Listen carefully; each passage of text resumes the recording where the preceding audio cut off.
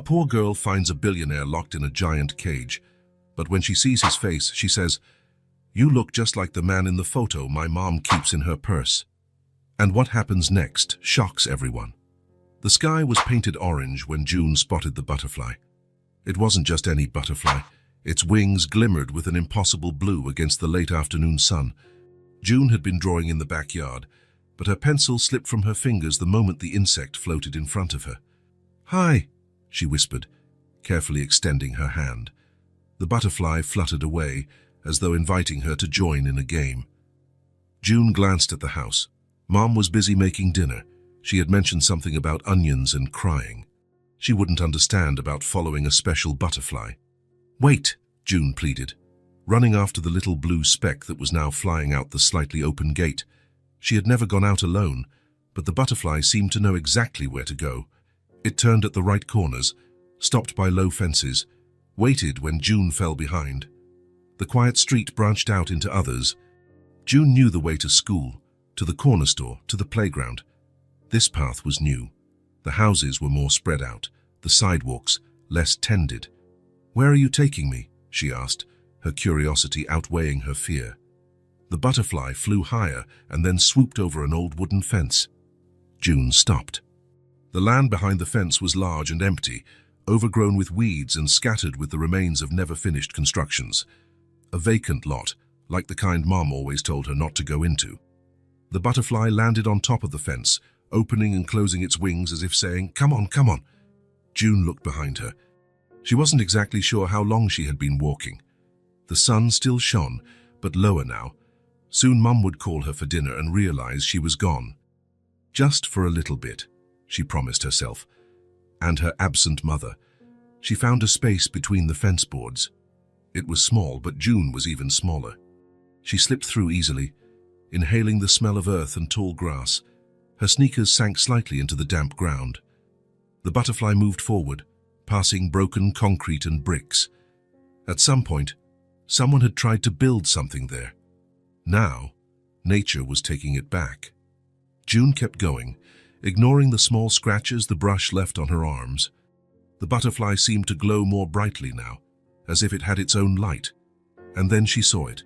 Hidden among tall shrubs and a pile of abandoned construction materials was a structure that didn't belong there, a cage.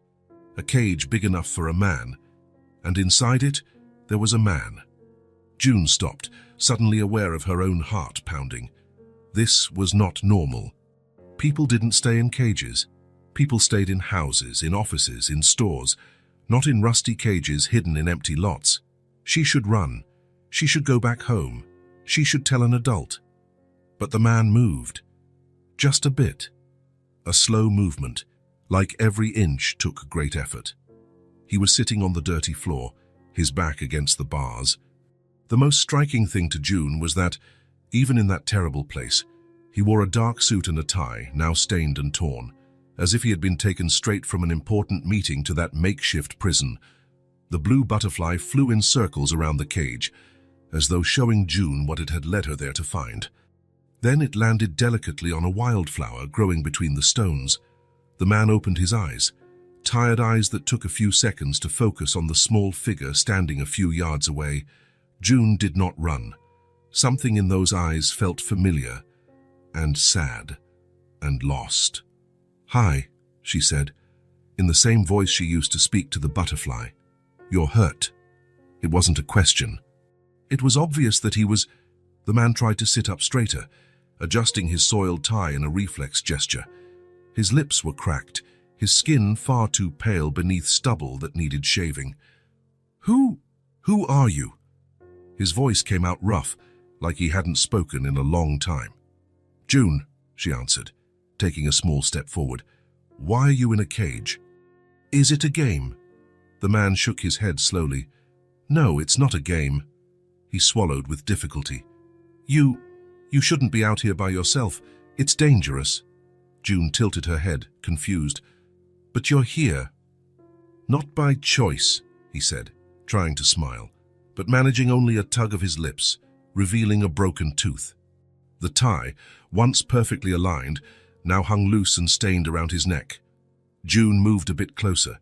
There was something about his face, something that made her childish mind search for a memory. "You look like the man in the photo my mom keeps in her purse," she said suddenly, eyes wide at the discovery. The man froze. His eyes, which had been half closed in pain, opened completely. "What? Who is your mother?" "Mom is Mom," June answered, with a child's simple logic. "Her name is Nora. She has a photo of you in her wallet. You're smiling in the picture." The man grabbed the cage bars with injured hands, his fingers trembling, the thin fabric of his dress shirt tearing further with the sudden movement. "Nora," he repeated the name like a prayer. "Nora White." June nodded, surprised. "You know my mom." He took a deep breath, as if trying to take in the information.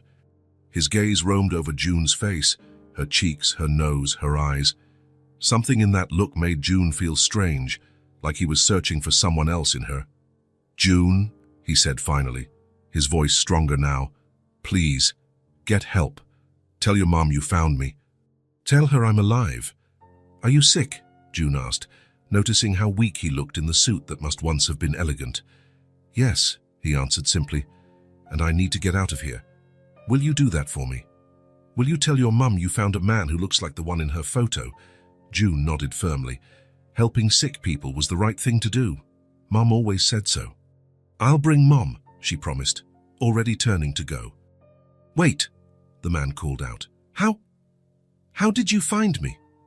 June pointed to the blue butterfly, still resting on the wildflower. "She showed me the way." And before the man could say anything else, June ran back across the lot, slipping through the broken fence, trying to remember the way she had come. The sun was dropping faster and faster. Shadows were lengthening. June ran even quicker, a new kind of fear growing in her chest. Not fear of the man in the cage, but fear she might fail to help him in time. Nora looked at the clock for the third time in 5 minutes. A cold hand seemed to squeeze her heart. June was late. 15 minutes since she had called her from the backyard. 15 minutes of silence. "June!" she shouted again from the back door, her voice jumping an octave with rising panic. The backyard was empty. A drawing lay abandoned on the ground. The gate stood ajar. "No, no, no," Nora muttered, running to the gate. The quiet suburban street stretched out in both directions, with no sign of her daughter. She was about to run left, toward Sandra's house, her neighbor, where June sometimes played, when she heard a voice. "Mom! Mom!" June was running down the sidewalk from the right, cheeks flushed, hair sticking to her sweaty forehead, eyes wide with excitement. Nora sprinted to meet her, crouching down to grab her by the shoulders. "Where were you? Don't ever do that again. I was—" The words died as she noticed the scratches on her daughter's arms and the dirt on her clothes. "What happened? Are you hurt?" June shook her head, still trying to catch her breath. "No, I'm not hurt, but he is. Mom, there's a man in a cage. He needs help." Nora blinked, trying to process the words. "A man in a—" "What are you talking about, June?" "A blue butterfly showed me the way. There's a big lot, with tall grass, and he's there, in a cage." June's words tumbled out, as fast as her racing heart. "He's hurt, Mom, and really skinny. He's wearing a suit, all dirty." Nora stood up slowly, gripping June's hand firmly. "June, this is very serious. You really saw someone locked up. This wasn't a game or something you imagined." "It's real, Mom. He talked to me. He asked me to get help." Nora felt a chill run down her spine. If it was true, but how could it be? Children imagine things all the time. Maybe June had seen a homeless person, or someone resting near a structure that looked like a cage.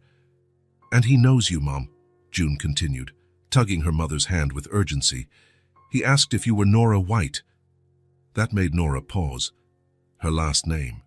How would a stranger know her last name unless he really knew her? "How did he know my name, June?" "Did you tell him?"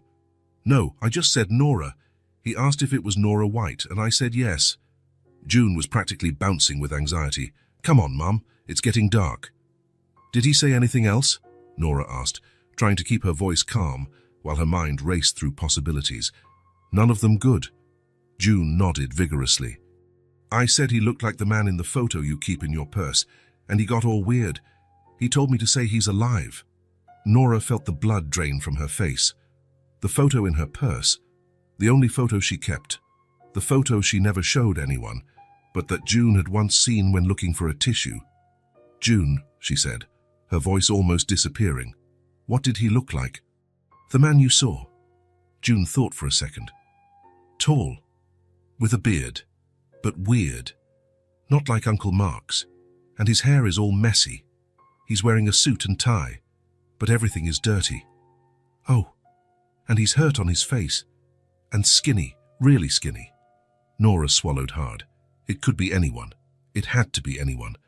"I'm calling the police," she said finally, guiding June inside. "You'll show them where it is, but we'll go with help. Understand?" June nodded, relieved to be believed at last. "He's going to be okay, Mum."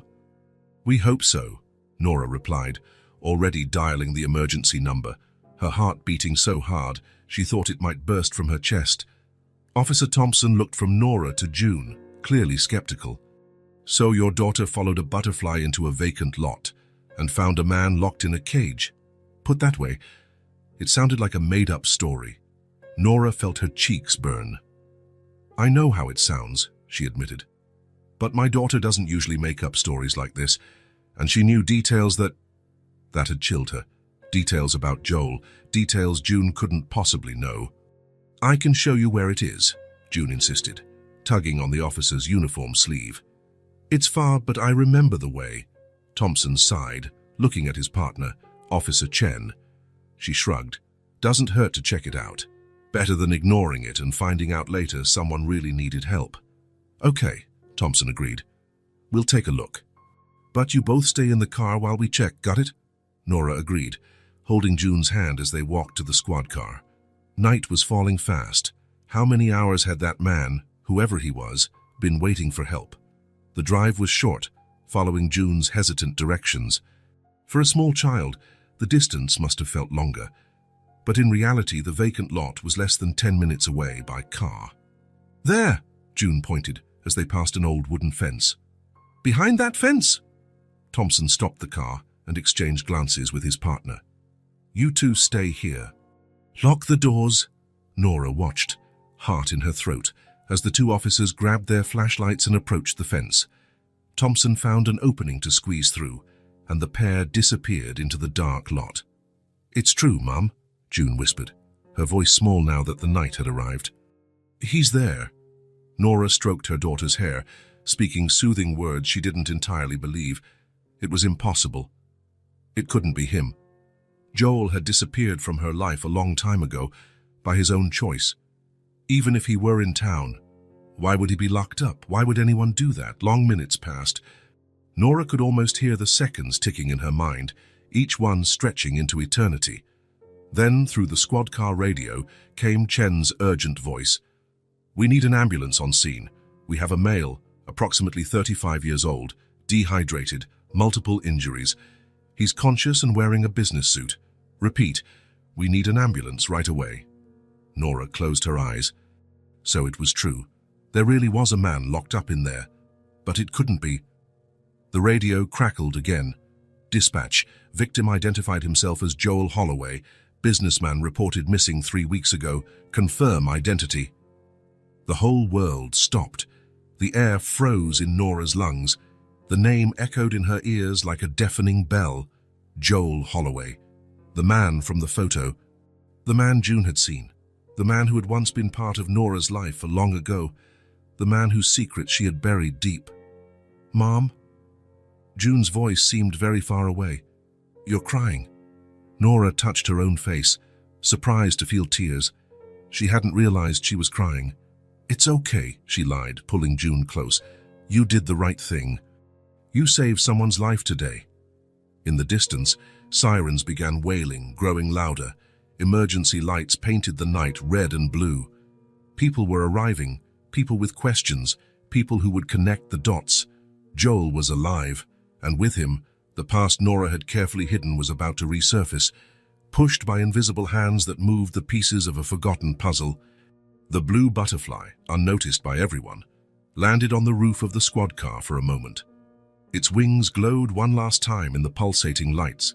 Then it took flight, disappearing into the night that now cloaked the city like a blanket.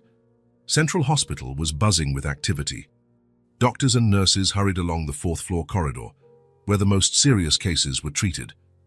Outside room 412, 2 officers stood guard, a necessary precaution when the victim of a crime might still be in danger. Joel Holloway had arrived the previous night, dehydrated, with 3 broken ribs, a fractured wrist, and numerous bruises. The expensive suit he had on when he was found had been cut away by paramedics and replaced with a hospital gown. His tie, saved in a plastic bag with his other belongings, was the only item left of his once impeccable image as a successful executive just 3 weeks earlier. The doctors called it a miracle. Based on his condition, Joel should have died days ago. His resilience surprised even the most experienced professionals. "He has something to live for," commented Dr. Rivera after stabilizing his vital signs. "Sometimes that makes all the difference." In his room, Joel slept under medication. His face, now clean, showed features that had once kept Nora up at night. Thinner, skin marked by recent scars, but still recognizable as the man who smiled in the photo in her purse. Detective Brennan waited for the right moment to ask necessary questions. Who could want to hurt such a respected businessman? Why keep him alive but locked up like an animal? What secrets did this man hold? And perhaps the most intriguing question, how had a child following a butterfly been the only one to find him, when dozens of officers had been searching for weeks? The hospital couldn't keep the secret for long. Before dawn, reporters began to gather in the parking lot. Speculation grew by the hour. Sources confirmed that Joel Holloway, CEO of Holloway Enterprises, missing for 3 weeks, was found alive, rescued under inhumane conditions, locked in an improvised cage, saved by a child who stumbled upon him by accident. Authorities are looking for clues about those responsible for the kidnapping. The news spread like wildfire. The morning had barely begun, and it was impossible to turn on the TV without seeing Joel's face on some channel. And in a small suburban house, just 10 minutes from that vacant lot, Nora watched it all with trembling hands. "Mom, it's the man from the cage." June pointed to the TV while eating her morning cereal. On the screen, an older photo of Joel from better times, confident, smiling, wearing a flawless suit at some corporate event. Nora simply nodded, unable to form words. She had spent the entire night awake, sifting through memories and doubts, wondering what would happen next. June Dawes, with a child's innocence, viewed it all as a grand adventure. To Nora, it felt like the past coming back to haunt her. "Is he going to be okay?" June asked, licking her spoon. "I think so, honey." Nora finally found her voice. "The doctors are taking care of him." "Can we visit him? I want to show him my new drawing." Nora felt her stomach tighten. "Not right now, June. He needs to rest." What Nora really needed was time. Time to process. Time to decide what to do. Time she suspected she no longer had. The phone didn't stop ringing all morning. Friends, neighbors, co-workers, all wanted to know if it was true that Nora's daughter had found the missing businessman. Nora gave vague answers, shielding June from the sudden attention. By the 10th call, she let the machine pick up. "Mrs. White, this is Detective Brennan from the police. We need to talk about Joel Holloway's rescue. Please call back as soon as possible."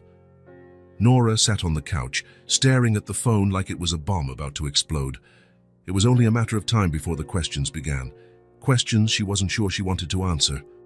On TV, another special bulletin started. The reporter, with a serious expression, relayed the latest developments. Joel Holloway remains in stable condition, but hospital sources say he is conscious and cooperating with authorities. The police continue to investigate the abduction, considered one of the strangest cases in recent years. Holloway, 35, is known for his rapid rise in the business world. Nora turned up the volume, every word about him hitting her like a stone. The businessman had recently finalized a multi-million-dollar deal with Vertex Corporation when he disappeared without a trace. Speculation suggests the kidnapping is related to this transaction, although the police have yet to confirm it. The images on the screen shifted to show the headquarters of Holloway Enterprises, an imposing building in the financial district. Nora knew that building. She had visited Joel's office once, at the start of their relationship. Back then, he only occupied a small suite, but he spoke about the future as if he could already reach out and touch it.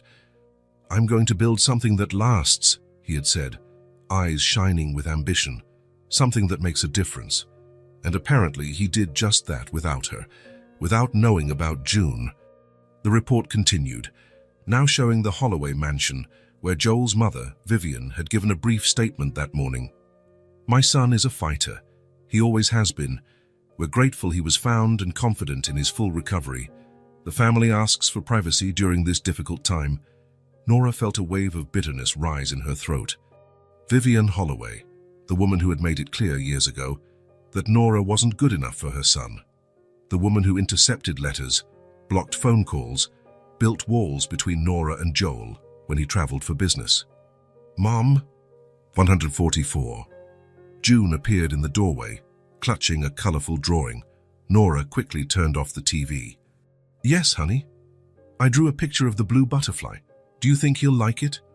Nora looked at her daughter, big, expressive eyes, an easy smile, a slightly upturned nose, features that weren't hers, features that belonged to Joel Holloway. "I'm sure he will," she replied, her throat tightening.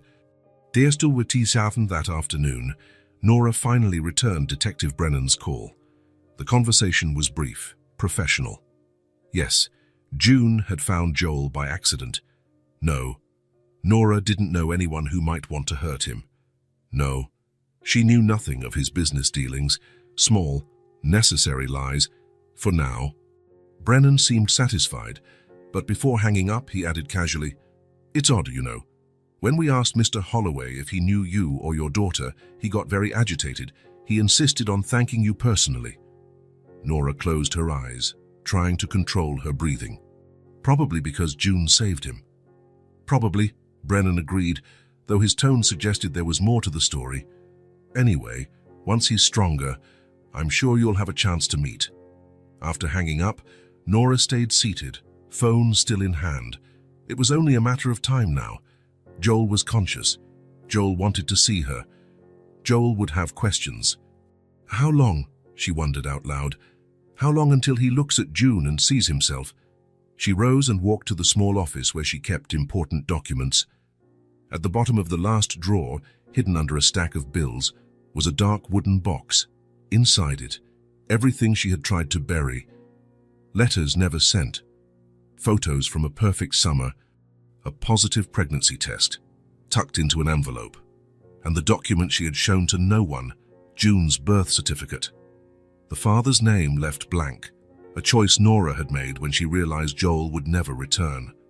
But now he was back, led by a blue butterfly straight into a life he didn't know he had. Nora shut the box firmly, as if she could trap the past inside it. But it was too late.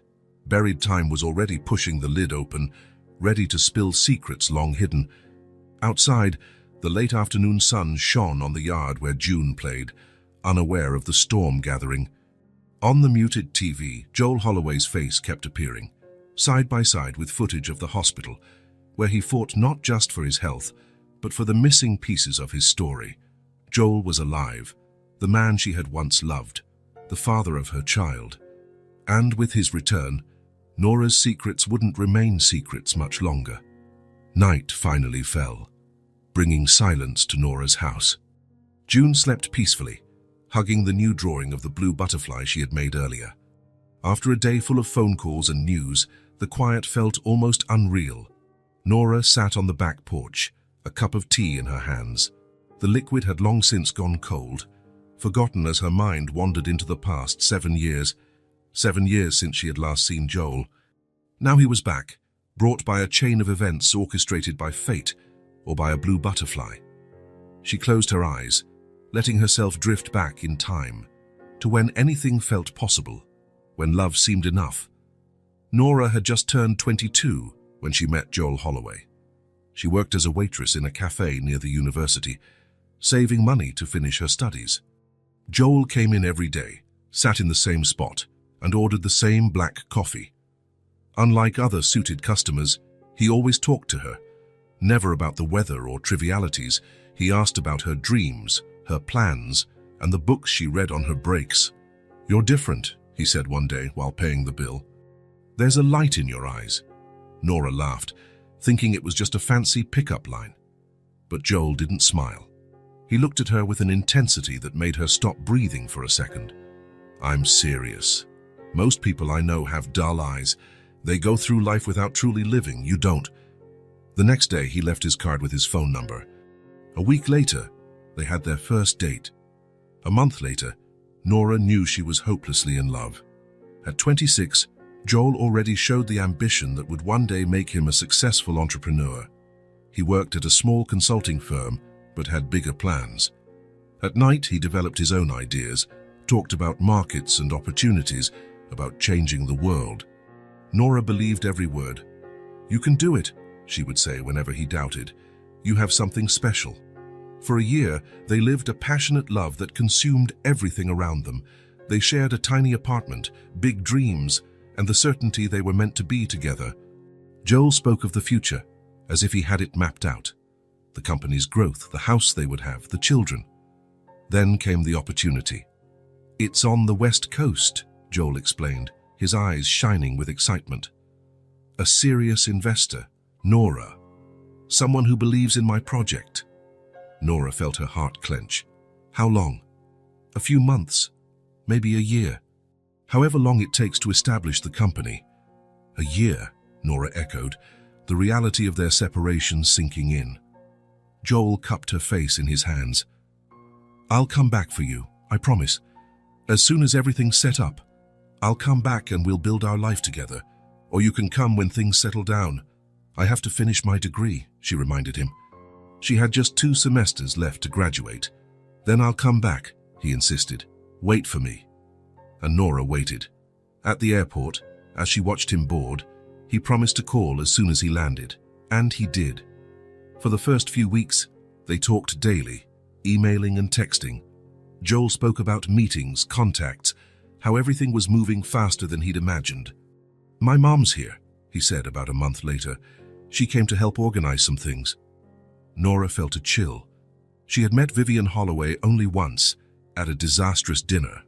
The woman had made it clear, without directly saying it, that she considered Nora unworthy of her son.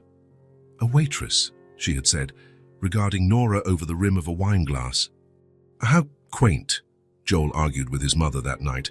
He defended Nora, said he loved her, and that her background didn't matter, but the damage was done. Nora never forgot Vivian's look, calculated, determined, as if plotting something. 2 months after Joel's departure, phone calls became shorter and less frequent. "I'm busy at the company," he'd explain. "Meetings all day." 3 months later, a different call. Joel sounded exhausted, distant. "I'll be out of contact for a few weeks, a business trip overseas." "Where to?" Nora asked.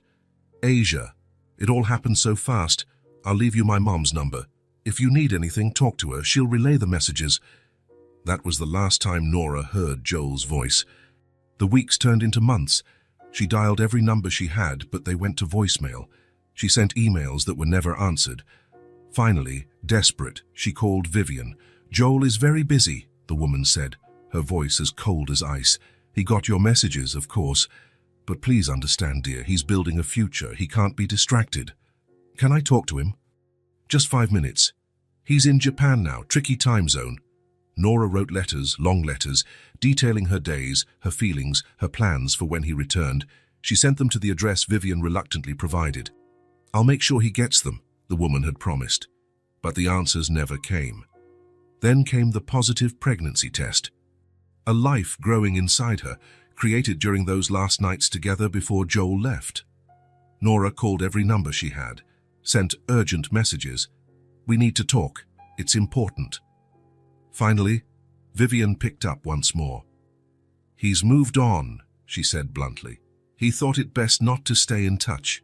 You're young, Nora. You should move on too." "But I need to speak to him." "I'm pregnant." Vivian's voice grew even colder. "And how can we be sure it's his?"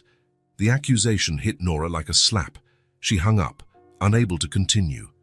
In the following days, she tried a few more times, but Vivian's number had been blocked.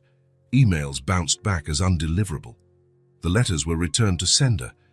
Joel had vanished from her life as completely as if he had never existed, except for the child growing in her womb. Nora opened her eyes, returning to the present. The cup of tea was still in her hands, cold. The moon lit the small backyard. The tears she hadn't noticed before had dried on her cheeks. 7 years she had waited, not actively, not every single day, but part of her never stopped waiting. The same part that still kept that photo in her purse. She got up and walked quietly to June's room. In the darkness, she could see her daughter's shape asleep. The greatest gift Joel, unknowingly, had given her. The reason she had found the strength to go on. She raised June alone, with help from friends, working extra hours, studying late to finish her degree. She never put Joel's name on the birth certificate.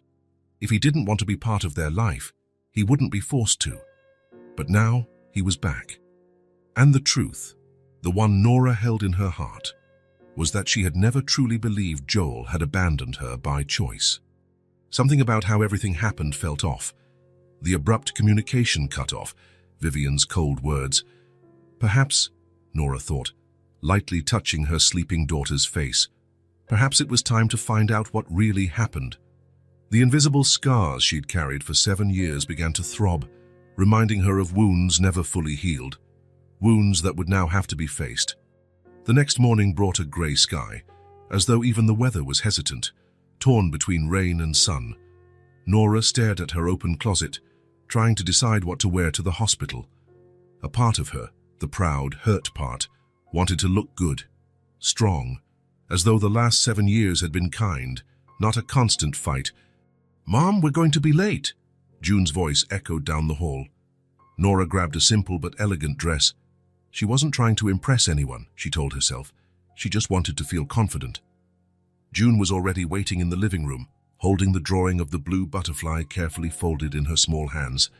She had woken earlier than usual, excited about the visit. "Do you think he'll like it?" she asked, showing the drawing for the 3rd time that morning.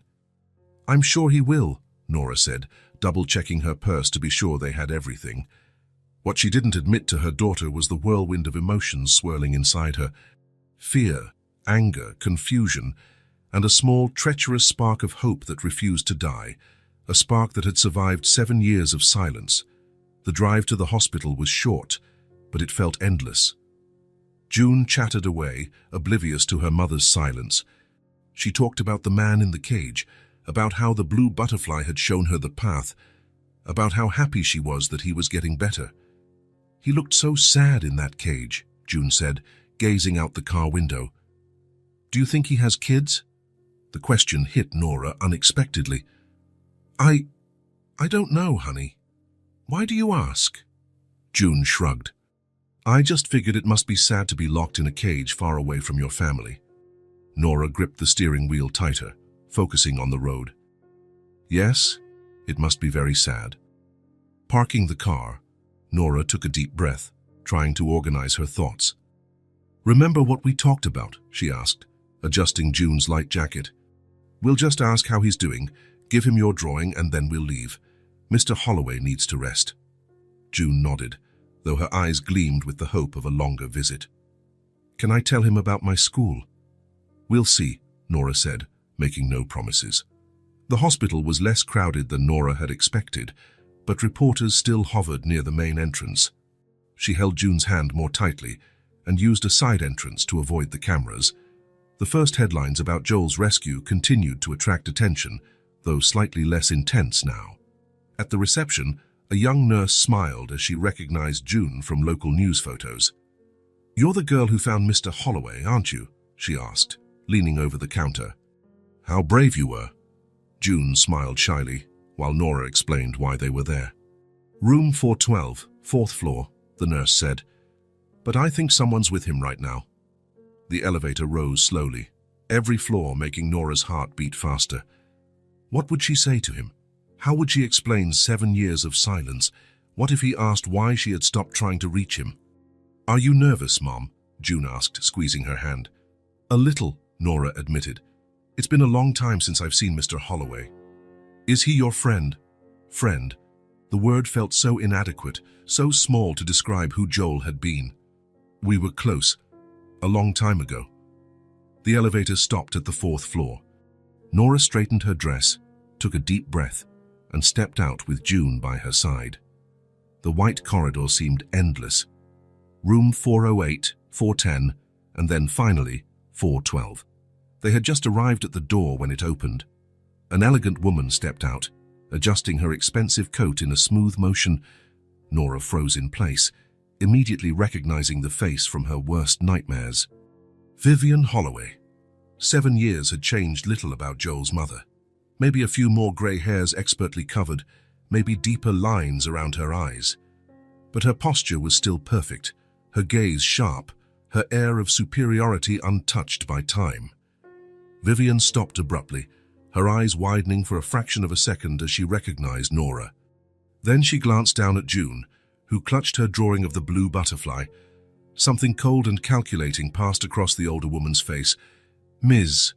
White," she said at last, her voice controlled. "What a surprise."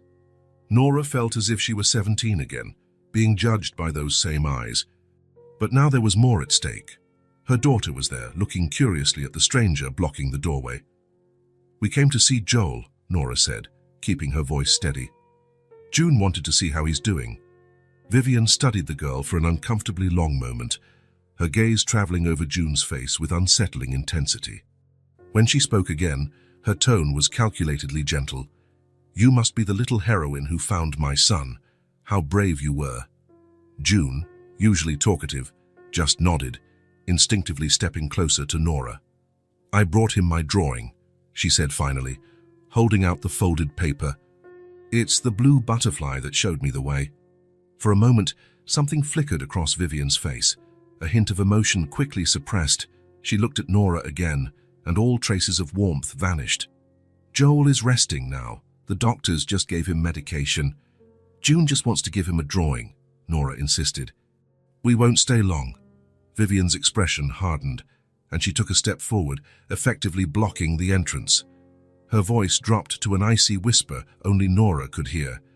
"He's finally coming back to a normal life. We're rebuilding what was broken." Her eyes flicked quickly to June. "I won't let you show up now and complicate things." "Not this time." Nora felt blood rush to her face, anger building inside her. "He asked to see us. The detective brought us here yesterday." "A mistake," Vivian replied quickly. "Joel isn't thinking clearly after what he's been through. I'm protecting him, as I always have. As I always have. As I always." The words echoed in Nora's mind, bringing back all the suspicions she'd buried over the years. The unanswered letters, the blocked calls, the messages that never arrived. "You don't have the right to stop this visit," Nora whispered, so softly the words barely came out. "I was clear about wanting to see us." Vivian's face remained impassive, but her eyes shone with glacial determination. "You disappeared from his life for 7 years," she hissed, each word cutting like ice. "And now you appear, suddenly, with a child in tow. What's your plan exactly?" Nora met Vivian's gaze without flinching. "I'm not planning anything. June saved his life. She just wants to know if he's okay." "What a fascinating coincidence, don't you think?" Vivian's eyes narrowed slightly as she looked at June again. "Out of everyone in this city, it was your daughter who found him." The implication hung in the air between them. Nora felt her throat tighten. Vivian had always been a master at making her feel small, inadequate, and suspicious. "It was the butterfly," June chimed in, seemingly unaware of the tension between the two women. "She showed me the way." Vivian looked at the child with an expression mixing dismissal and curiosity. Then she turned back to Nora with a practiced smile. "Joel needs peace and quiet now. Not distractions from the past." "Mom," June tugged on the sleeve of Nora's dress, "can we give him the drawing now?" Before Nora could reply, Vivian turned to June with a calculated smile. "Why don't you give the drawing to me, dear? I promise I'll make sure he gets it as soon as he wakes up." June glanced up at Nora, clearly uncomfortable, clutching the paper to her chest as though protecting it. "We'd better come back another day, June," Nora said finally, placing a protective hand on her daughter's shoulder. "Mr. Holloway needs to rest right now." Vivian smiled triumphantly, then turned back to Nora with a politely distant expression. "Thank you for helping my son, but you can go now." That old contempt was there, in the subtext of her courteous dismissal, the same tone she used on the phone years ago, telling Nora Joel was too busy to speak to her. Nora swallowed, staying silent. Part of her, the young, insecure part, wanted to run away from that corridor, that hospital, those memories, but another part, the woman who had survived alone for 7 years, refused to be dismissed so easily. "Come on, June," she said finally, her voice quiet but firm. "We'll be back when Mr. Holloway is feeling better." Vivian arched an eyebrow, clearly interpreting the words as a retreat. "There's no need to bother him again. The family appreciates your concern." "He asked for us," Nora repeated, staring at Vivian. "We will come back." Something in Nora's tone made Vivian's expression shift subtly. A flash of worry, perhaps even uncertainty, crossed the older woman's face. Nora took June's hand and turned away. She could feel Vivian Holloway's gaze piercing her back as they walked along the corridor to the elevator. "Mom, why doesn't that lady like us?" June asked when they were far enough away. Nora sighed, searching for words simple enough to explain something so complicated. "Some people are very protective of those they love." "But we just wanted to give him a drawing," June insisted, her child's logic unable to grasp adult complexities. "I know, sweetheart." Nora squeezed her hand. "Maybe we can try again another day." As they waited for the elevator, Nora glanced back one last time. Vivian still stood there, a sentinel at the door of room 412, guarding Joel as she always had, keeping Nora at bay as she always tried to do. But something had changed, Nora realized as the elevator arrived, something fundamental and irreversible. In Vivian's eyes, beyond her usual coldness, there was something new, worry, maybe even fear. Because now Nora wasn't alone. She had June at her side, the child who, by some miracle or destiny, had found Joel when all of the Holloway's resources and connections failed, the girl who followed a blue butterfly and changed everything. In the car, June asked if they could come back tomorrow. Nora looked at her daughter, at the determination in her eyes, at the courage she'd shown following a creepy vacant lot to save a stranger. "We'll try," she replied, a new resolve growing inside her. 7 years ago, Nora had given up, not because she wanted to, but because she was alone against a wall of silence. Young, scared, without the means to fight a powerful family like the Holloways. But now it was different. Now she had June. And no matter how hard Vivian tried, she couldn't deny that it was this little girl who saved her precious son when all the Holloways' power and resources failed. "Mom," June said as they drove away, "I think he'd be happy with my drawing." "I think so too, honey," Nora answered, a new determination blossoming within her. "And we'll make sure he gets it. Because Vivian Holloway might have won a battle today, but the war was only beginning." And this time, Nora wasn't fighting just for herself or for a past love. She was fighting for something much bigger. She was fighting for the truth. The hospital room seemed smaller every day. Joel Holloway, sitting on the edge of his bed, gazed out the window at the world beyond, a world he had nearly lost forever. 3 weeks in the darkness of that rusty cage had taught him to value the simplest things: sunlight, wind on his face, the freedom to simply walk, and faces, especially 2 faces he couldn't get out of his mind. "Mr. Holloway, your medication." The nurse entered with a cup of water and some pills. It was the 5th week of recovery, and the doctors mentioned he might be discharged in a few days. Joel swallowed the pills mechanically, still gazing out the window. "Thank you, Claire." When she left, Joel picked up his new phone. His old one had vanished along with him on the day of the kidnapping. He scrolled to a recently added contact, Marcus Daniels, private investigator. He typed a brief message. "Any updates?" The answer came minutes later. "Address confirmed. We'll send details soon." Joel closed his eyes, feeling both relief and apprehension. Ever since he'd learned that Nora and June had tried to visit, and that his mother had blocked them, as he'd discovered through a talkative nurse, he knew he had to find them again. The door opened, and his mother walked in, elegant as ever, carrying a folder of documents. "The doctors say you might be discharged in 2 days," Vivian announced, placing the folder on the table. "Everything is ready for your return. The house is prepared, security's been tightened, and I've arranged appointments with the best specialists to continue your treatment." Joel nodded, without enthusiasm. Since Nora's thwarted visit, something had shifted between him and his mother. A heavy silence, unasked questions floating in the air. "You stopped Nora and her daughter from visiting me," he said at last, without looking at her. Vivian paused in the middle of straightening the papers. "You needed rest, not complications from the past reappearing suddenly. As you've always done, right?" "What are you talking about?" Joel finally turned to face her. 7 years ago. The letters, the calls. "You always stood in the way." Vivian's face hardened. "I did what was best for you. That girl was a distraction from your goals. Look how far you've come without her." "Look where I ended up," Joel repeated bitterly, pointing at the bruises still marring his body. "A successful businessman who almost died in a cage, alone." "Joel, I've let you control my life for too long, Mother." His voice was calm but resolute. "I'm not going to let that happen again." Vivian studied her son, seeing something different in him. The near-death experience had changed something fundamental in Joel Holloway. The son who always followed her advice, trusted her decisions, was now looking at her with new eyes. "What do you plan to do?" she asked at last. "Start over," he replied simply. "Fix what was broken. Reclaim the lost time." "With her, after 7 years?" Vivian shook her head. "People change, Joel. She's not the same girl you knew."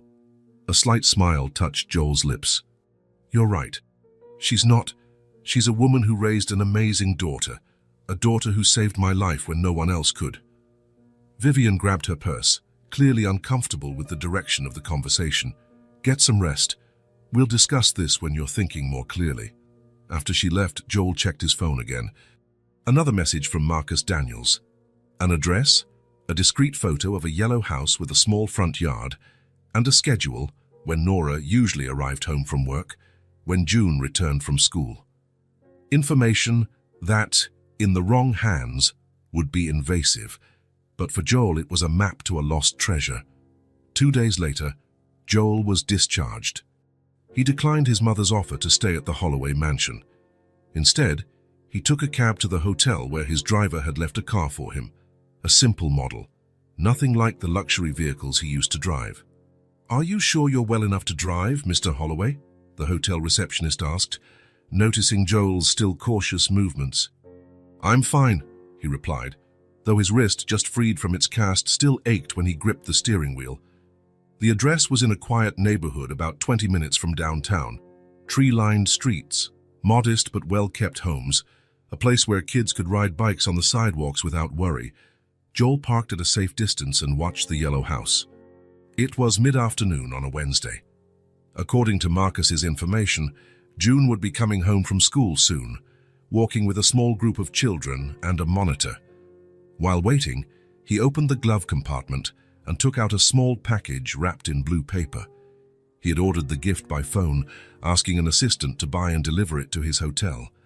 20 minutes later, a group of kids appeared around the corner. Joel immediately recognized June, the same dark hair, the same energetic stride. She wore a blue school uniform and carried a colorful backpack. The group stopped at the corner, and the children began to scatter, each heading to their house. June waved goodbye to her friends and walked alone the last few yards to the yellow house. That's when she saw him.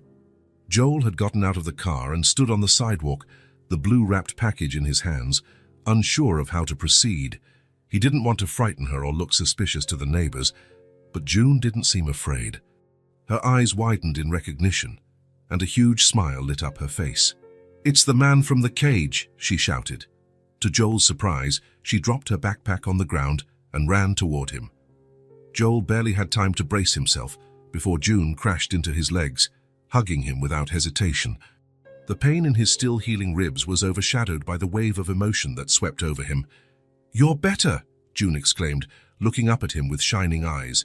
"You're not in the cage anymore." Joel laughed, genuinely touched by her enthusiastic welcome. No, I'm not in the cage anymore. The doctors fixed me up.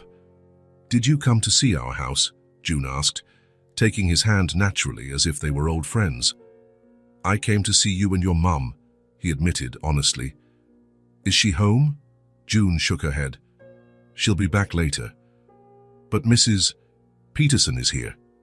She pointed to the house next door. She stays with me after school until Mum gets home. As if summoned, a grey-haired woman appeared at the door of the yellow house, clearly alarmed to see June talking to a stranger. June! What did I say about talking to strangers? She called, hurrying down the steps. He's not a stranger, June protested. He's the man I saved. The one from the cage. The older woman's expression shifted instantly as she recognized Joel from the news. Oh, Mr. Holloway, forgive me. I didn't. Don't worry, Joel said kindly. You're right to be cautious. Mrs. Peterson seemed torn between following safety protocols and acknowledging the unusual situation. June, come inside. Your mum will be here in an hour. But he came to visit us, Joel interjected gently. I can come back later when Ms. White is home. I don't want to cause any trouble. Stay, June insisted, still holding his hand. Mrs. Peterson makes chocolate chip cookies on Wednesdays. They're the best. The older woman blushed slightly but then smiled.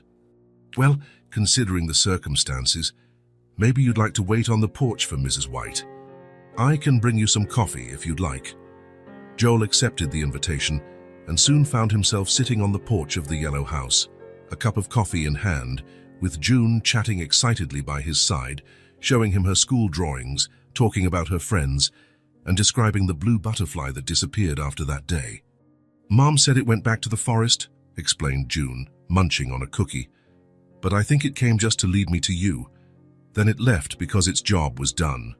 Joel smiled, touched by her childlike logic. Then I owe a double thank you, to the butterfly and to you. An hour later, a car pulled up in front of the house. Joel's heart raced when Nora stepped out, carrying a work folder and grocery bags. She didn't see him immediately. She opened the trunk, grabbed more bags. June ran toward her, practically bouncing with excitement. Mom, guess who came to visit? Nora lifted her eyes, following June's pointing finger. The shock on her face was obvious. The bag slipped from her fingers, landing on the sidewalk. Joel stood up from the wicker chair, his still sore body protesting the sudden movement. They stayed like that for a moment, Nora frozen by the car, Joel on the porch, June in between them, looking back and forth without understanding the sudden tension. Hi, Nora, he said finally, his voice low and uncertain. Mrs. Peterson, sensing the intensity of the moment, quietly picked up her purse. I'll be next door, Nora. If you need anything, you know where to find me. She passed Nora, giving her a reassuring squeeze on the arm, and left, casting curious glances behind her. Joel walked down the steps, approaching hesitantly. Let me help, he offered, bending to pick up the dropped grocery bags, ignoring the twinge in his still healing ribs. That seemed to snap Nora out of her trance. No, you shouldn't. Your injuries. Their fingers brushed as both reached for the same bag. A brief electric contact charged with 7 years of absence. How did you find us? Nora finally asked. A private investigator, Joel admitted. I hope you don't mind. I had to see you both, to properly thank you. June watched their exchange with interest. Mom, he came to see us. Isn't that cool? And Mrs. Peterson gave him cookies. Nora looked from her daughter to Joel, clearly torn by conflicting emotions. Finally, she took a deep breath and gestured to the house. Would you like to come in? I think we have a lot to talk about. Joel nodded, relieved. He picked up some of the bags and followed Nora and June into the yellow house. The interior was exactly how Joel imagined, a cozy space with personal touches everywhere, photos of June on the walls, children's books piled on a low shelf, a sofa with colorful cushions. A real home, not just a place to live. Nora asked June to wash her hands and change clothes while she put away the groceries. Joel offered to help, and they worked side by side in the small kitchen, a charged silence hanging between them. You look well, he said at last. Nora gave a faint smile. You look alive. Which is a big improvement since the last time I saw you. My mother told me you tried to visit, and she stopped us." "It wasn't a question." Joel sighed. "I'm sorry about that. Vivian has always been protective." "That's one way to put it," Nora replied, shutting the fridge door harder than necessary. Silence returned, heavier this time. There was so much to say, so many questions, so many explanations owed. But where to start? "Why now?" Nora asked at last. "After 7 years, why come back into my life now?" Before Joel could respond, June hurried back into the kitchen, now dressed in shorts and a t-shirt with a butterfly print. The moment for confrontation was postponed. "Can we show him the house, Mom?" June asked. Nora hesitated, then nodded. "Sure, honey. But don't take too long. I'll start dinner soon." "Will you stay for dinner?" June asked, turning to Joel with hopeful eyes. He glanced at Nora, who shrugged slightly. "If your mom invites me." "You can stay," Nora said, her tone gentler now. "It's the least we can do to thank you." The house tour was quick. Living room, kitchen, bathroom, a small office where Nora worked, and June's bedroom, which the girls showed off with particular pride. It was a small but enchanting space, with pale blue walls, a bed draped in star-patterned fabric and drawings everywhere. "I made all these," June declared, pointing to her artwork. "And that one is you." Joel moved closer to a drawing that stood out, a figure in a suit inside what looked like a cage. Next to it, a little girl and a giant blue butterfly. Something tightened in his chest, an emotion he couldn't name.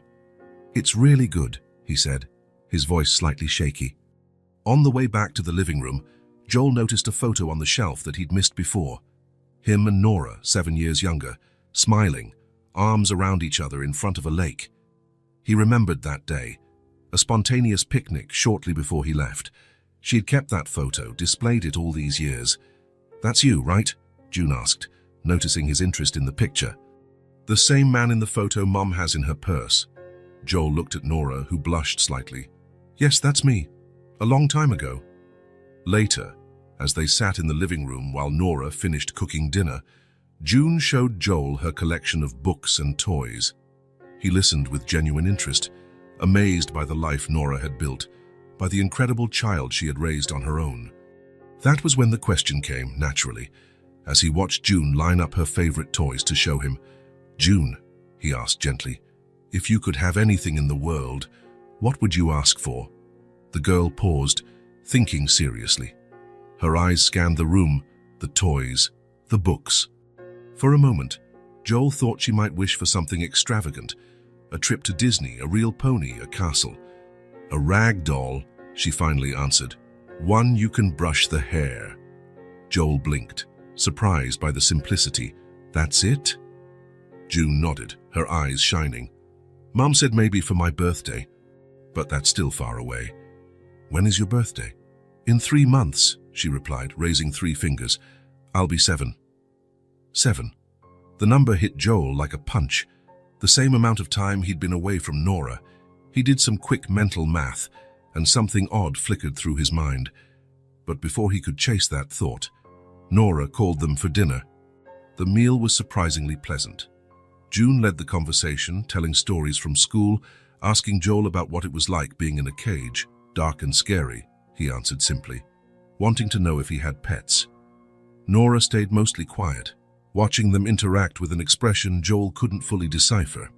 After dinner, when June went to brush her teeth and get ready for bed, Joel and Nora finally had a moment alone.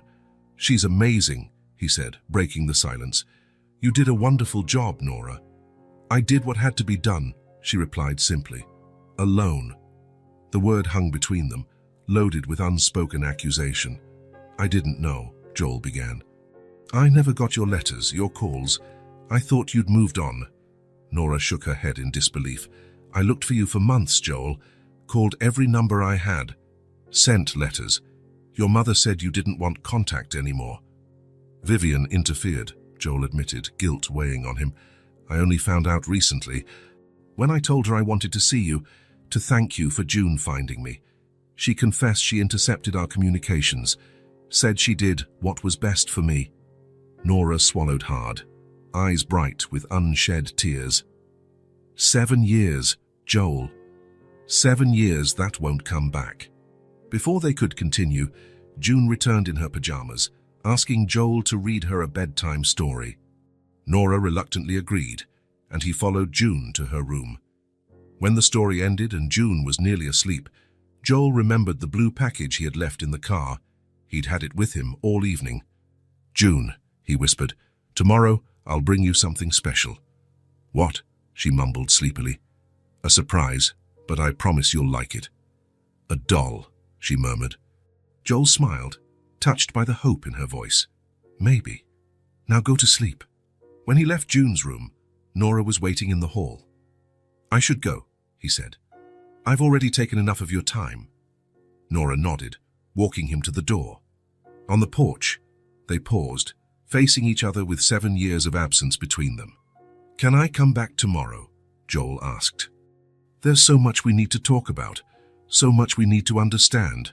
Nora hesitated, but finally agreed. "Yes, but we need to take it slow, Joel. A lot has changed." "I know." He gestured toward the house. "Thank you for today, for letting me in, for letting me meet her." Nora knew he wasn't just talking about the house. As Joel drove back to his hotel, he couldn't stop thinking about June or her simple wish, a rag doll with hair to brush. That girl lived in a modest home with a working mother, likely without many luxuries. He could offer her the world, expensive toys, trips, anything money could buy. Yet she asked for something so simple, something any child would treasure from someone who cares. That girl could have asked for anything, and she asked for love, disguised as a toy. And Joel, driving through the night, promised himself he wouldn't disappoint June, or Nora, not this time. Saturday morning dawned under a clear sky and mild sun. Nora woke early, as usual, even on weekends. Joel's visit the night before had left her mind spinning with questions. She prepared breakfast on autopilot, scrambled eggs, toast, orange juice. The familiar morning sounds calmed her nerves. Routine was a safe harbor. June was still asleep, hugging the small wooden horse Joel had given her at the hospital. Nora paused in her daughter's doorway, observing the peaceful face, dark hair spread across the pillow, so similar to someone else's. The doorbell rang, snapping her out of her thoughts. 10 in the morning, too early for visitors. She dried her hands on her apron and walked to the door, her heart inexplicably racing. Joel stood on the porch, holding a large package wrapped in colorful paper with a pink ribbon. He looked different today, more relaxed, wearing jeans and a simple blue shirt instead of the suit he once always wore. "Good morning," he said with a hesitant smile. "I hope I'm not too early." Nora shook her head. "No, it's fine. June's still asleep, but come in." Joel stepped inside, placing the package on the living room table.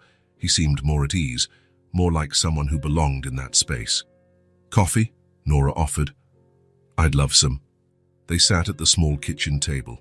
Joel looked around the cozy space, floral curtains, June's drawings taped to the fridge, a plant hanging above the sink. "How did you manage?" Nora asked, breaking the silence as she poured the coffee. "What? The doll? You barely had time." Joel smiled, taking a sip. "I have my ways. After I left here, I made some calls until I found the right store. The owner opened just for me." "The privileges of being Joel Holloway," Nora remarked, a slight ironic note in her voice. "Actually, the privileges of being a man desperate not to disappoint a child," Joel corrected gently. Nora nodded, slightly embarrassed by her assumption. Another silence fell, less awkward, but still loaded with unspoken words. The sound of sleepy footsteps in the hallway signaled June's arrival. She appeared in the kitchen doorway, rubbing her eyes, her hair in every direction. When she saw Joel, her sleepy face lit up. "You came back!" she exclaimed, running to the table. "I promised I would, didn't I?"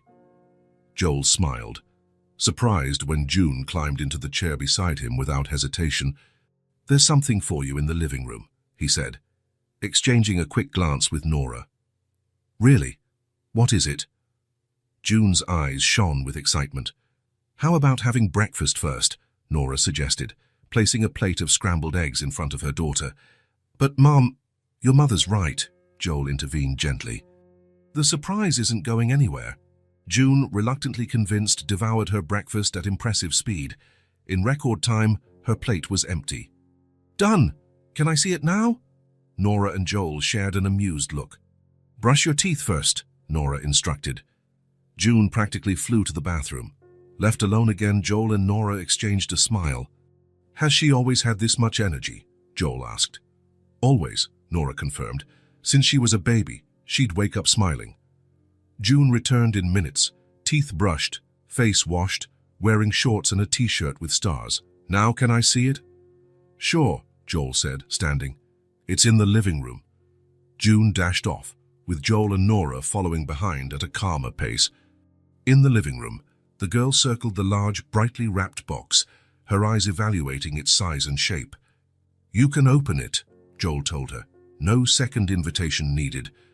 June tore through the wrapping paper with zeal. In seconds, the paper was on the floor, revealing a large box with a rag doll's picture.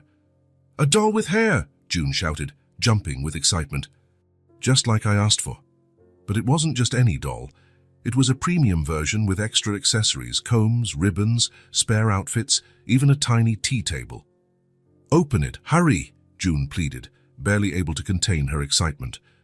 Joel knelt beside her, ignoring the stab of pain in his still recovering ribs, and helped her pull the doll from the box. Together they removed it, a handmade creation of soft fabric, long yarn hair, embroidered eyes, and a meticulously detailed dress. She's beautiful, June whispered, cradling the doll in awe. I'll call her Blue, like the butterfly. Joel smiled, touched by the connection.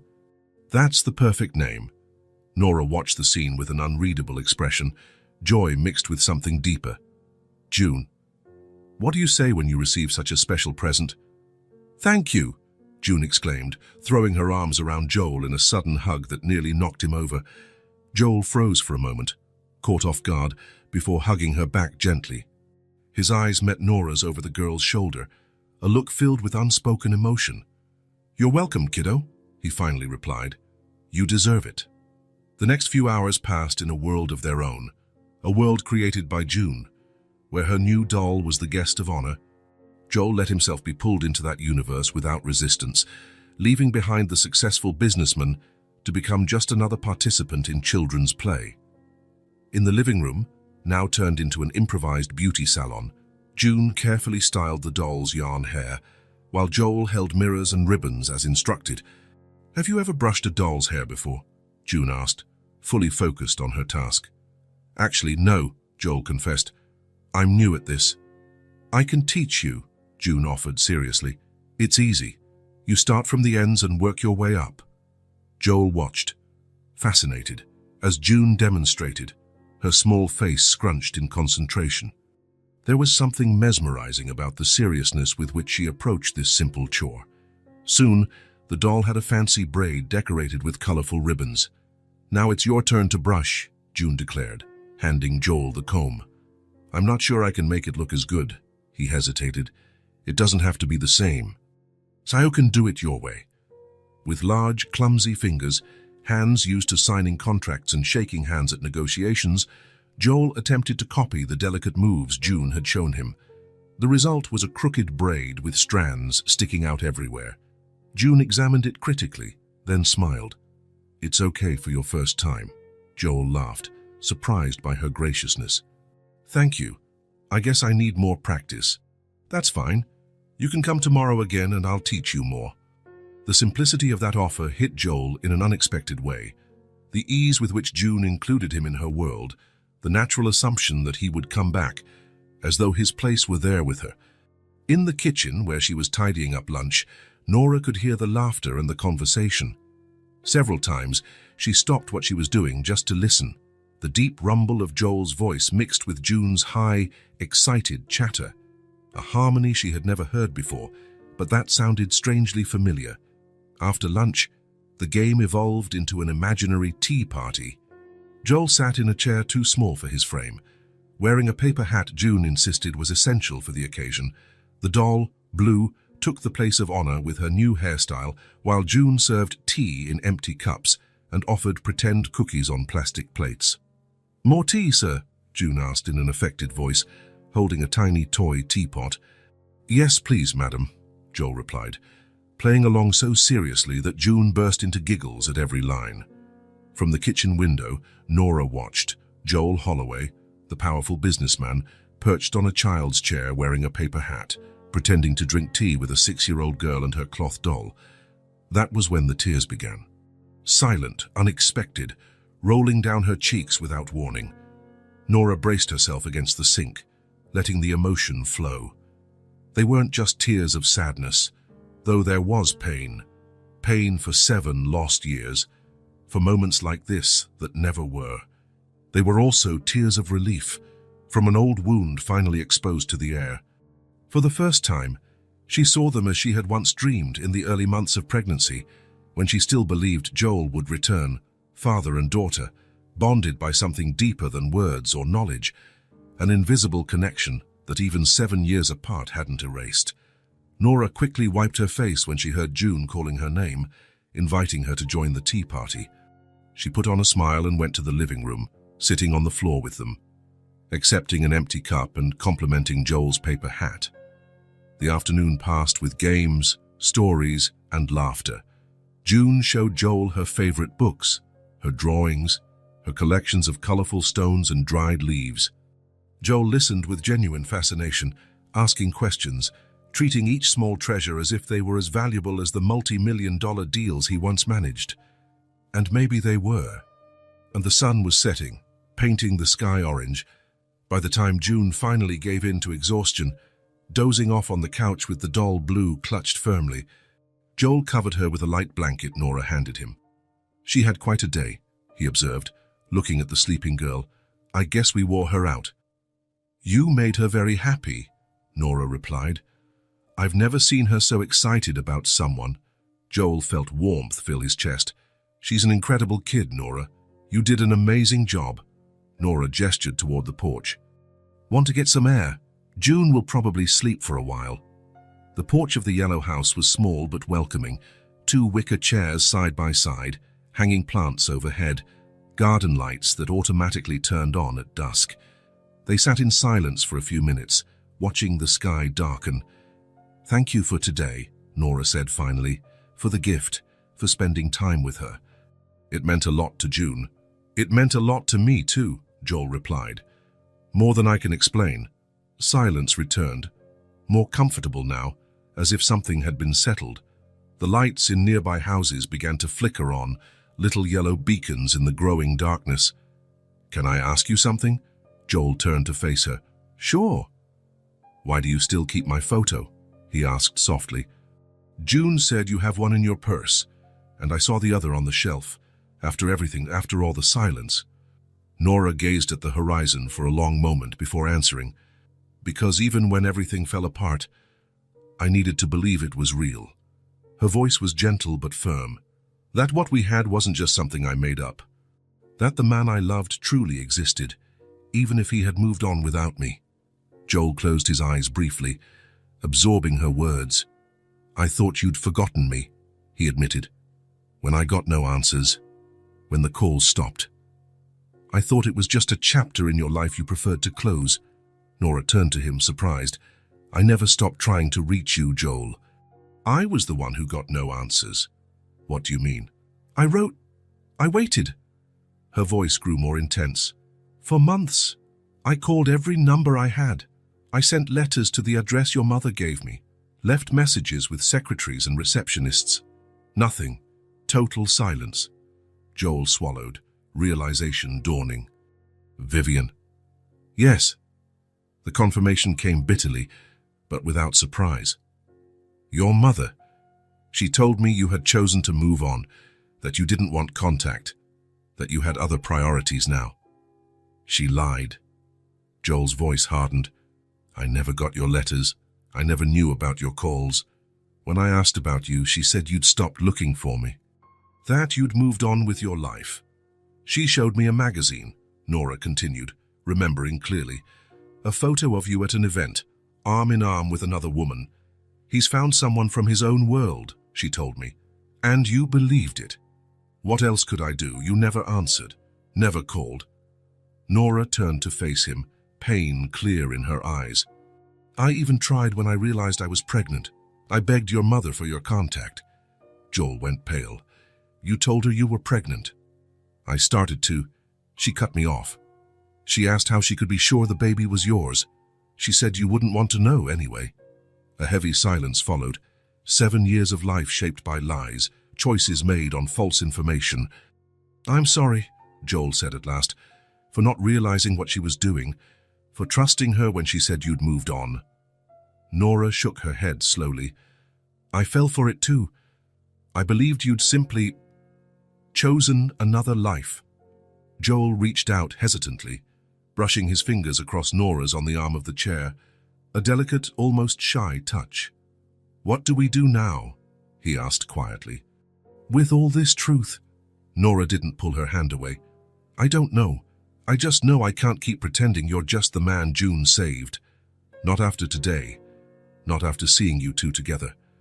I'll talk to Vivian tomorrow, Joel said, a clear decision in his voice. I'm going to confront her about what she did. Be careful, Nora warned. She won't give up control easily. She already lost it, Joel answered with a certainty that surprised them both. The moment I realized what she did, that control ended. She just doesn't know it yet. Night wrapped around them, shading the small porch in gentle darkness. Two worlds that had been kept apart for so long were beginning to reconnect, cautiously but hopefully. Thank you for today, Joel said, still lightly holding Nora's fingers. It was more than I deserved. It was exactly what June deserved, Nora replied, and maybe what all of us needed. They stayed like that, side by side on the porch of the yellow house, linked not only by the past they once shared, but by the newly discovered truth of what really happened. Both victims of the same silence, orchestrated by Vivian, and for the first time in 7 years, that silence had finally been broken. The Holloway mansion stood imposingly against the morning sky, its white columns and tall windows reflecting the sunlight. Joel parked in the circular driveway, staring at the house where he'd grown up. It had never truly felt like home, more a monument to the family's ambitions than a place of warmth. After all he'd learned from Nora the night before, he knew exactly what he had to do. He couldn't put off this conversation any longer. The butler answered the door with usual formality. Mr. Holloway, your mother is in the library. Joel dismissed him with a nod and walked down the familiar corridor. Each step echoed on the marble floor, matching the resolve he'd never felt so strongly before. He found Vivian seated in her favorite armchair, reading reports with glasses perched on her nose. At 60, she remained elegant and commanding, hair perfectly styled, pearls at her neck, posture flawless. Joel, she said, looking up with a carefully measured smile. What a pleasant surprise. I didn't expect to see you today. We need to talk, he replied, staying on his feet. Something in his tone made Vivian's smile falter slightly. About what? About Nora. About the letters she sent me 7 years ago. About the lies you told.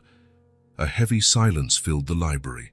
Through the large window, the sun cast shadows of books on the shelves, creating geometric patterns on the Persian rug.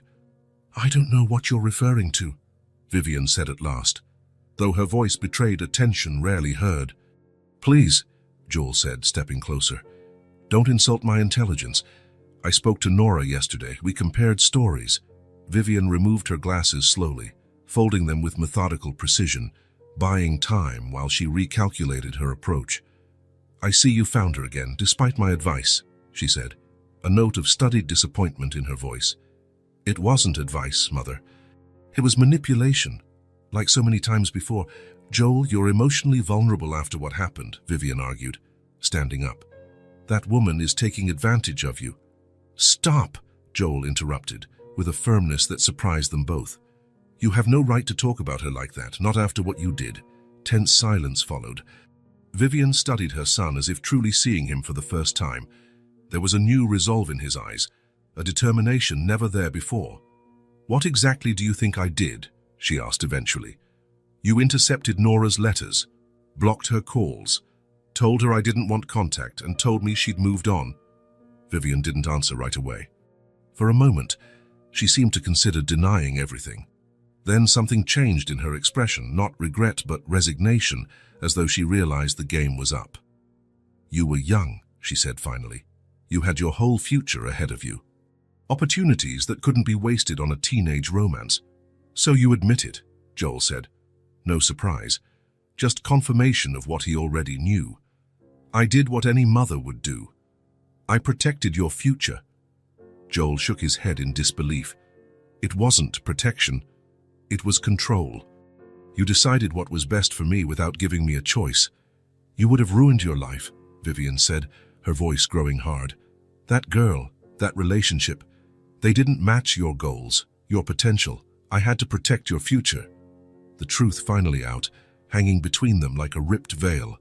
Joel regarded his mother, the familiar face now revealing a calculated coldness he had chosen not to see before. "And in doing so, you destroyed what I most wanted to live," he replied, voice low but firm. Vivian stepped closer, touching his arm, a maternal gesture she often used to calm disagreements, to regain control. "Look at everything you've accomplished, Joel.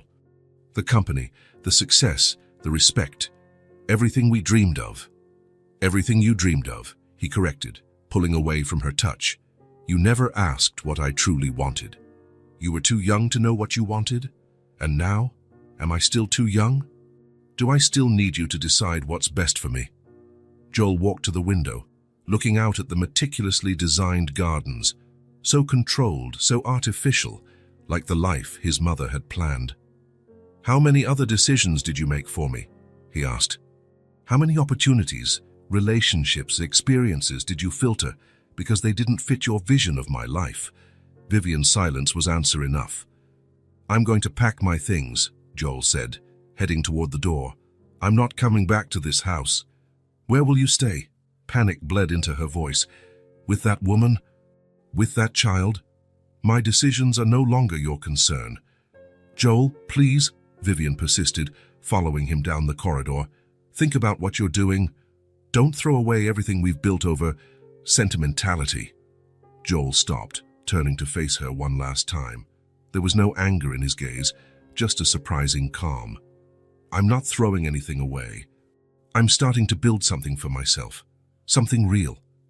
He climbed the stairs to his old room, gathering some clothes and personal items into a single suitcase. When he came back down, Vivian was waiting in the foyer, composed, but with eyes that betrayed her worry. "You'll regret this," she said as Joel walked to the door. "When you realize the mistake you're making. The only mistake I made was letting you decide my life for so long." Leaving the Holloway mansion, Joel felt the weight of decades of expectations fall from his shoulders. For the first time in his adult life, he was genuinely making his own choice, and it was the most liberating thing he'd ever experienced. Rain fell in sheets when Detective Brennan called Joel. 3 days had passed since his confrontation with Vivian, and Joel was staying at a hotel near Nora's house. Though she'd offered the guest room, they agreed they needed time, for June, for themselves, to process all that was happening. "Mr. Holloway," Brennan's voice sounded urgent. "We have new developments in your case, significant ones. Can you come to the police station today?" "Did you find out who was behind the kidnapping?" Joel's heart sped up. "We'd prefer to talk in person. And you might want to bring your lawyer." An hour later, Joel and his corporate attorney, Martin Wells, walked through the doors of the Central Police Station. The place was bustling, typical of a Monday afternoon, but Joel hardly noticed the commotion. His mind was set on one thing, finally learning who had kept him captive for 3 weeks. Brennan received them in a meeting room, not a typical interrogation space. A good sign, Joel thought. Next to him sat Marcus Daniels, the private investigator Joel had hired to find Nora and also investigate the abduction alongside the police. "Mr. Holloway, Mr. Wells, thank you for coming so quickly," Brennan began, placing a thick folder on the table. "We've been working with Mr. Daniels for the past 48 hours, and the results are surprising." Marcus leaned forward. "Joel, we know who did this, and we have solid proof." "Who?" Joel almost whispered the question. Brennan slid a photograph across the table. The familiar face froze Joel's blood. Graham Voss, his partner for 8 years, his friend from college. The man who attended corporate events as a guest of honor, who dined at his home, who knew every detail of his personal and professional life. "This makes no sense," Joel murmured, staring at the photo. "Graham, are you sure?" Marcus nodded solemnly. "Absolutely. We traced financial transactions, phone records, and vehicle movements. He hired the men who captured you, rented the vacant lot through a shell corporation, and fabricated an alibi by leaving town on the critical dates. But why?" Joel still couldn't process the betrayal. "He has everything. He's a major partner in the company, has shares in every deal, has—" "It wasn't enough," Brennan interrupted, opening the folder. "Based on the evidence, including emails and messages from his devices, Voss intended to take over Holloway Enterprises entirely. Your disappearance was the first step." Martin Wells, the attorney, skimmed the documents. "How long did he plan to keep you missing?" "From what we found, at least 2 months, Marcus explained. "Long enough for you to be officially declared missing, enabling him to trigger certain clauses in your partnership contract." Joel recalled the contract revision from the previous year. Graham had insisted on adding contingency clauses in case either partner became incapacitated for an extended period. At the time, it seemed prudent. Now the sinister motive was clear. "What would happen after 2 months?" Joel asked, though he suspected the answer. Marcus and Brennan exchanged looks. Brennan replied, "We didn't find explicit plans for a final outcome, but there were searches on his computer about body decomposition and remote areas a few hours from the city." Joel closed his eyes briefly, absorbing that revelation. Graham hadn't just betrayed him, he had planned his murder. "Did he act alone?" Joel asked, regaining composure. "From what we uncovered, yes," Marcus confirmed. "The men hired for the capture had no idea who you really were. They were told you were a debtor, and to keep you alive until further orders. They were paid through offshore accounts we traced back to Voss. We arrested those men 2 days ago," Brennan added. "They confessed and identified Voss as the ringleader." Martin Wells stood, adjusting his suit. "And Graham Voss? Has he already been taken into custody?" "We're on our way to arrest him now," Brennan said. "We wanted to let you know first, Mr. Holloway, given how personal this betrayal is. Also," he hesitated for a moment, "we thought you might want to be there." Joel considered it. Graham Voss, the man he'd known since he was 20, who witnessed his climb in business, who apparently envied him to the point of plotting his death. Yes, he decided, I want to see him when he's arrested. The Holloway Enterprises office occupied the top 5 floors of a downtown high-rise. Joel knew every corridor, every room, every detail of the place he'd built from the ground up. Now he followed Brennan and 2 uniformed officers to the executive level, where Graham was likely to be. The receptionist's eyes widened at the sight of Joel entering with the police. "Mr. Holloway, we didn't know you'd be in today." "Is Graham in his office?" Joel asked, ignoring the curious stares of employees starting to gather. Yes, in a meeting with the finance department," the young woman stuttered. Joel motioned to Brennan, who moved forward with the officers. In the main conference room, Graham Voss was standing by a PowerPoint presentation, gesturing animatedly to a group of executives. At the sight of Joel, he paled. "Joel," he said, forcing a smile. "I didn't know." "Graham Voss," Brennan interrupted, stepping forward with a paper in hand. "You're under arrest for the kidnapping and illegal imprisonment of Joel Holloway, as well as conspiracy to commit homicide." The silence was absolute. The executives looked from Graham to Joel, stunned. Graham, for a moment, looked about to deny everything. Then he saw Marcus enter the room with a box of evidence, and something in his eyes shifted. "You weren't supposed to be found so soon," he said at last, surprisingly calm. "It was a perfect plan." "Plan?" One of the executives stood. "What's he talking about, Joel?" "He abducted me and planned my death to take over the company," Joel replied, his eyes fixed on the man he'd once called a friend. "Driven by envy and lust for power?" "It's more complicated than that," Graham protested as the officers handcuffed him. "You always had everything so easily, Joel. The name, the family money, the connections. I worked twice as hard for half your recognition." Joel said nothing, There was nothing to say to justify such betrayal. "He has the right to remain silent," Brennan began, reciting his Miranda rights as he led Graham out of the conference room.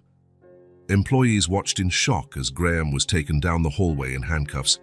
He kept his head high but avoided eye contact with anyone. Joel followed a few steps behind, feeling neither triumph nor pleasure, only deep exhaustion and, oddly, relief. That night, after dealing with the press and reassuring alarmed investors, Joel drove to the Yellow House. Nora waited on the porch, having followed the day's events in the news.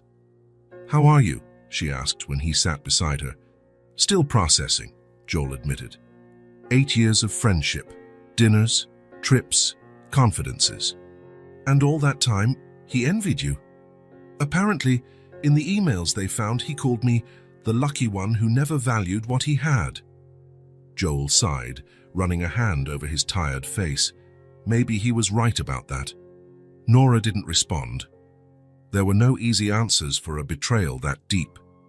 The front door opened, and June came out in her pajamas, holding the doll Blue. "Mom said you had news," she said, sitting on the step below them. Joel exchanged a glance with Nora, who nodded slightly. "Yes," he answered, choosing his words carefully. "We found out who put me in that cage. It was someone I thought was my friend, but he wanted to take my place and keep my things." June frowned, taking in the complexity only children can. "And he went to jail, like in the books." "Yes, he was arrested. The police found all the proof." "So it's over?" Joel glanced at the night sky, at the stars shining after the day's rain. He pictured Graham being led to a cell, Vivian isolated in her mansion, the lost years that would never return. "It's over," he said finally. "What?" June asked, hugging her doll. Joel looked at Nora, then at June, feeling a clarity he hadn't felt in a long time. "The dark part of the story," he said softly. "Now we can start a new chapter." June seemed satisfied. For her, it was simple. The villains were defeated, the hero was safe, and life would be better going forward. Joel envied that simplicity, that childlike certainty. Summer arrived in full force, painting the sky a brilliant blue and flooding gardens with bursts of color. 4 months had passed since Graham Voss's arrest, 4 months of change, adjustments, and discovery. The city park was crowded on that sunny Sunday. Families spread out on the lawns, kids chased kites, couples strolled hand in hand along shaded paths. In a quieter corner, under the shelter of a large oak tree, Joel spread out a checkered blanket on the grass. "Is this a good spot?" he asked, looking at Nora carrying the picnic basket. "Perfect," she answered, setting the basket down. "Just enough shade, but we can still see the lake." June ran ahead a few yards, chasing a dragonfly hovering over wildflowers. Her bright laughter rang in the air, so carefree that everyone nearby smiled automatically. "June, come help us set up," Nora called, taking containers of food from the basket.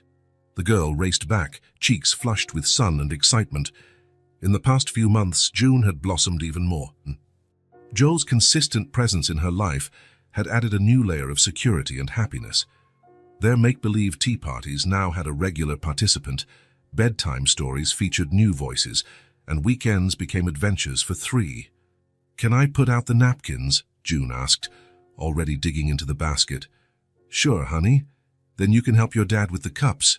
Your dad. The word still sounded new, though June had used it for almost 2 months. Joel vividly remembered the day she asked, over breakfast, if she could call him that. Nora had frozen, coffee cup halfway to her lips, waiting for his response. Joel, throat tight with emotion, had just nodded, unable to speak. The transition hadn't been easy. After Graham's trial, where he pleaded guilty in exchange for a lighter sentence, Joel had divided his time between rebuilding the company and building a relationship with his new family.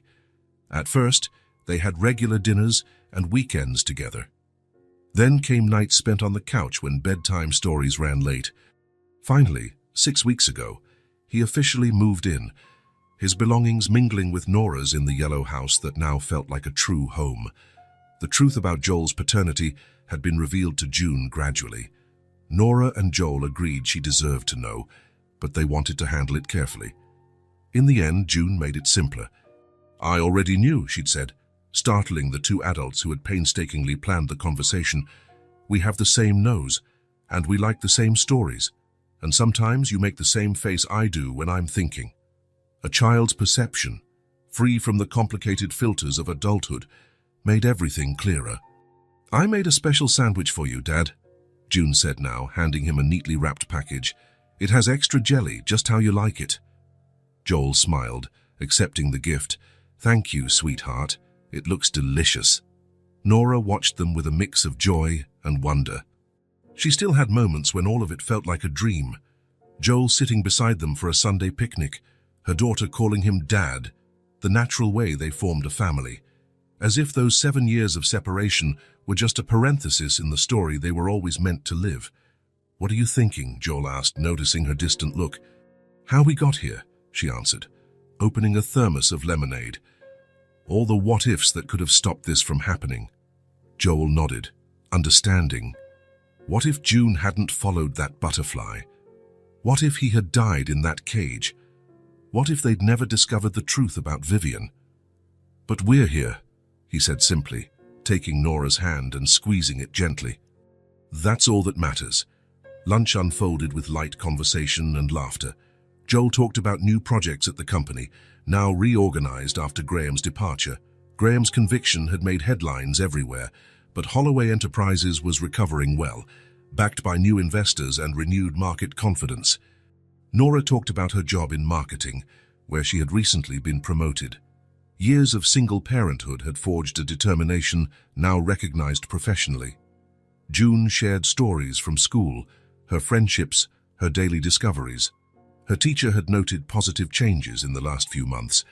The girl had always been bright, but now she radiated a new confidence and calm. "Sarah said my family is different," June mentioned, chewing on an apple. "Because you two were apart and then got back together. She said her parents got divorced and never wanted to see each other again." Joel and Nora exchanged uncertain looks. How to respond? Once again, it was June who offered the wisdom they needed. "I told her every family has its own story. And ours is like those books where you have to go through hard things before you get a happy ending." Joel felt his heart swell. How could someone so young understand something that so many adults never grasped? After they finished eating, Joel lay down on the blanket, using the backpack as a pillow. June snuggled up next to him, and together they began spotting shapes in the clouds. "That one looks like a dragon," Joel pointed. "No, it's a horse with wings," June corrected. "A Pegasus." "Yes, how did you know?" Joel smiled, ruffling his daughter's hair. "I read a lot of stories when I was your age." Nora watched them, legs folded, sipping lemonade. Even now, there were times it all felt surreal. How smoothly Joel and June had connected, as if the blood bond was stronger than the years apart. The past few months hadn't been all sunshine.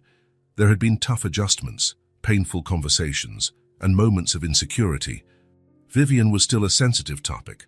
Although she'd attempted to reconcile, the relationship remained tense. Trust, once broken, takes time to mend. Joel insisted on family therapy. "I don't want to repeat old mistakes," he'd explained. "I want to do this right." It proved a wise choice. The sessions helped the three of them navigate the complex waters of becoming a family again.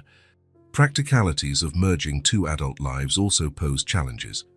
Nora, used to making all decisions alone, sometimes struggled to share responsibilities. Joel, accustomed to independence, occasionally felt out of place in the routines Nora and June had established. But day by day, small hurdles were overcome, and the new dynamic became more natural. Suddenly, June stood up, her eyes wide as she stared at something above them. "Look, look," she cried, pointing at the air. "It's her, the blue butterfly." Joel and Nora followed her gaze. Floating gracefully over the nearby flowers was a butterfly with bright blue wings, shimmering like pieces of the sky in the sunlight. "Do you think it's the same one?" Nora asked, getting to her feet for a better look. "I'm sure."